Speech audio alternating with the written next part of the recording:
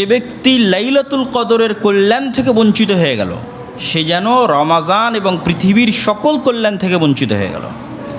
লাইলাতুল কদরের মতো এক মহান রাতের কল্যাণ থেকে যে ব্যক্তি বঞ্চিত হয়ে গেল, সে যেন রমাজানের সকল কল্যাণ অথবা সমগ্র পৃথিবীর সকল কল্যাণ অথবা তার সারা জীবনের সকল কল্যাণ থেকে বঞ্চিত হয়ে গেল। আরেকটি হাদিস তো আমরা সকলেই জানি যে রাসূলুল্লাহ সাল্লাল্লাহু আলাইহি ওয়াসাল্লাম বলেছেন, মান ইয়াকুম লাইলাতাল কদরি ঈমানান ওয়া ইহতিসাবান গুফিরা লাহু মা তাকাদ্দামা মিন যামবি। কেউ যদি ঈমানের সাথে নেকির আশায় তথা গুনাহবিহীন অবস্থায় নেকির আশায় লাইলাতুল কদর পেয়ে যায়, লাইলাতুল কদরের রাতে ইবাদত করার সুযোগ পেয়ে যায় তথা লাইলাতুল কদর খুঁজতেছে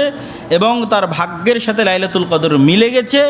এবং তার পক্ষে সক্ষম হয়েছে, সম্ভব হয়েছে যে সে লাইলাতুল কদরের রাতে ইবাদত করবে আল্লাহর সন্তুষ্টির জন্য, গুনাহবিহীন অবস্থায়